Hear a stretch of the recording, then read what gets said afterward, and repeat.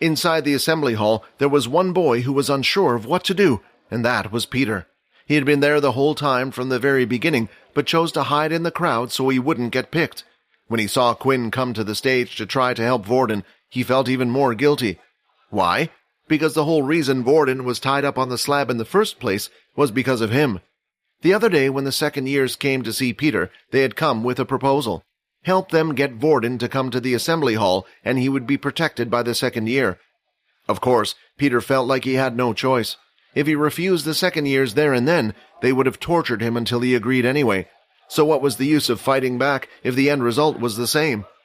After their combat classes had finished, Peter had asked Vorden to go with him to the assembly hall to help him further practice. When they entered the room, the second-year students, including Momo, were hiding, waiting for him. When the time was right, they all came out at once and jumped him. But what had surprised Peter was that in that instant, Vorden had turned and pushed Peter out of the way. "Run! I'm sorry, this is all my fault," Vorden said. Vorden thought the second years had targeted him because of what he had been doing in his free time.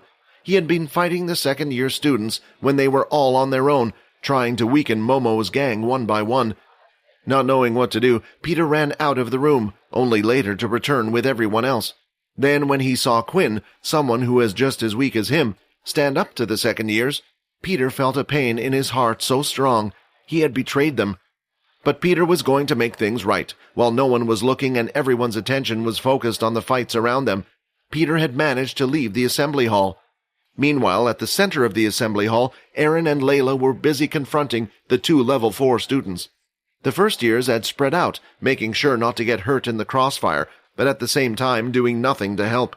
It was unclear who the winner would be, and they felt like if they joined the wrong side, it would only make things worse for them. "Hey, do you mind if we switch?" one of the second-year students said. "My water abilities are weak against her." "I see you want a level 2 user, huh?" the other student replied. "Oh well, just finish her off quickly." With that, the two second years charged in for the attack.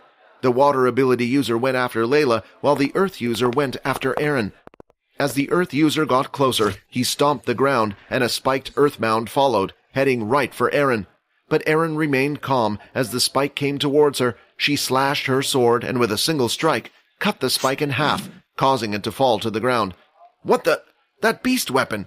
If I cut through my earth ability, is it an advanced tier beast weapon?" the earth user thought. However, he didn't have much time to think. With her other hand, Erin had formed an ice spear and threw it towards her opponent. The earth user lifted his arms, causing a wall of earth blocking the attack. He then moved his hands apart, and at the same time the wall he had created split in two, but when the view in front of him was clear, Erin was nowhere to be seen. Suddenly he felt his legs start to feel cold. When he looked down, he noticed they were starting to freeze. "For a second-year level 4 earth user, you are incredibly weak." Before the boy could react, Erin had whacked him in the back of the head with the hilt of her sword.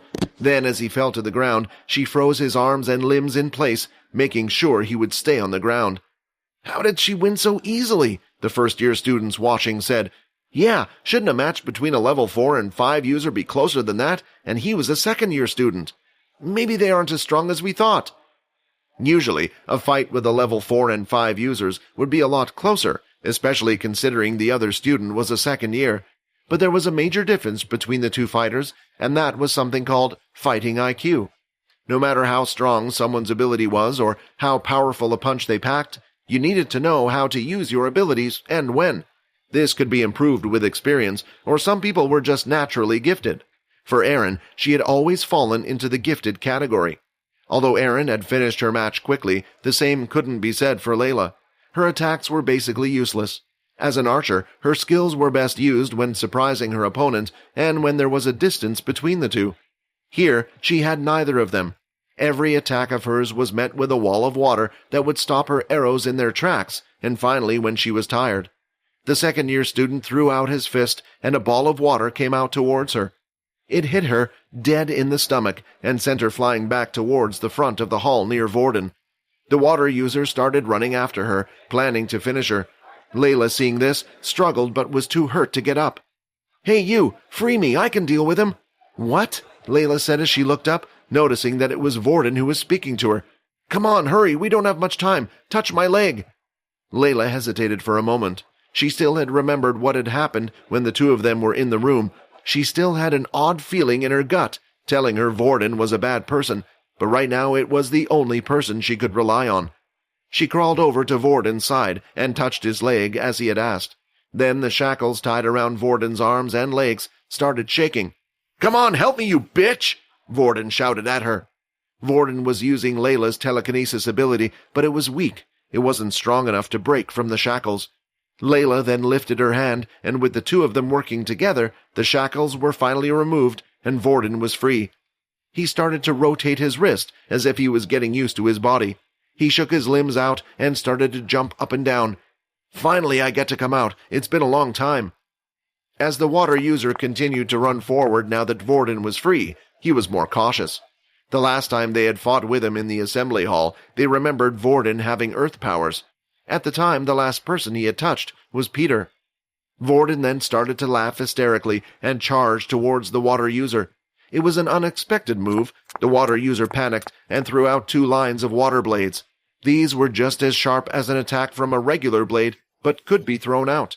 As the blades came towards him, at the last second Vorden managed to twist his body in an odd way, avoiding both of the blades.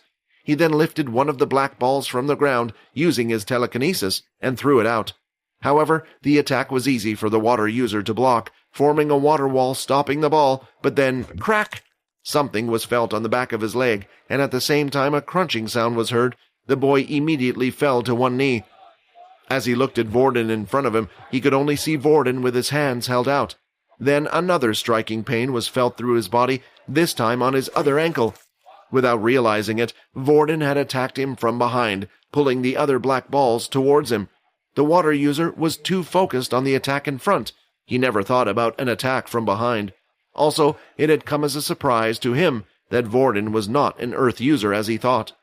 Vorden then lifted up 2 more black balls and swung his hands down.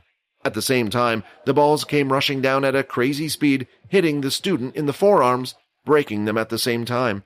The student screamed in pain, and with his arms mangled, he could no longer use his water ability as he could before.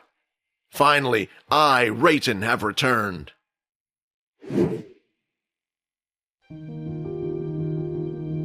Hi, Quinn here. Wondering what happens next?